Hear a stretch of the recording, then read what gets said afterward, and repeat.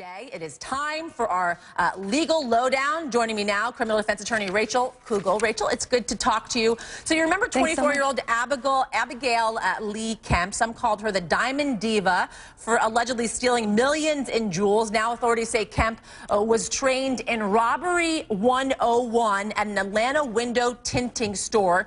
Two brothers have been arrested in connection with this training, which is just insane. Kemp was allegedly taught how to use a gun, how to find the good stuff, and how to tie up employees. Can you believe this even happened, that there's a training for robbery 101? How does this even make sense? The story gets crazier and crazier. There's definitely going to be a movie about this. I think that's a given. I mean, the story just gets more and more crazy as it goes on. You know, obviously, I have obviously nothing to do with the defense of this woman, but if I did, I would certainly be looking into, whether I could pin it on these guys as having manipulated her in some way. I think that's where this story is likely headed, because what a crazy thing to operate a school for jewel thieves. Unbelievable. What if others were to have taken this course but didn't actually commit a robbery? Could they be up for some charges as well, even for taking the course and learning how to rob?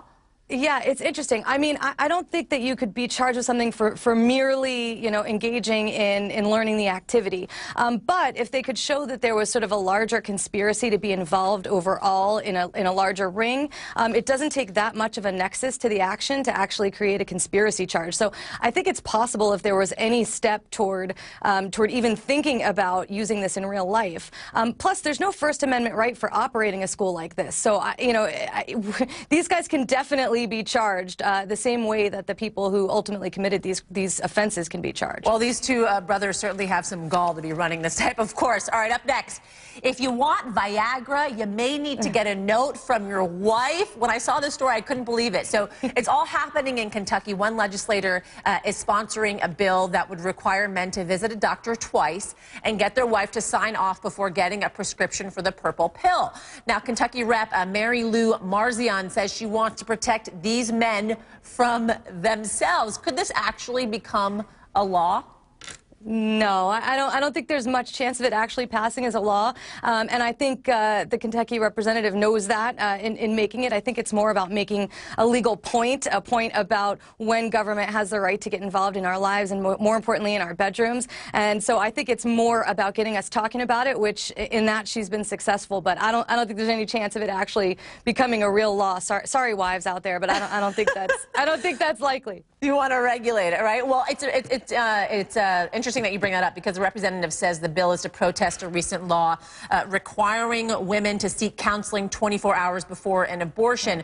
So the bigger question is, how does the government decide what's a health issue that should be regulated, and what's personal, really, a personal decision? Yeah, well, let me first say that as far as laws upholding, the need to talk to a doctor, engage in counseling for abortions, laws like that have been upheld in the past. So I think there is precedent for that in general. But as far as, when they can get involved in our lives and more importantly in our bedrooms, it's really a political question. Some believe that it should only be, the more liberal position is that it should only be when it affects the health or rights or well-being of another, can hurt somebody. And others believe that they should get more involved to sort of protect the overall social sort of family justice and fabric of the country. And that's, I think, really what this issue brings out, is a discussion about just when government should be able to get involved. And that's really the question that's posed here. And it has been really an ongoing discussion, if we think about it. Criminal defense attorney Rachel Kugel, thank you so much for joining us. Thank you so much.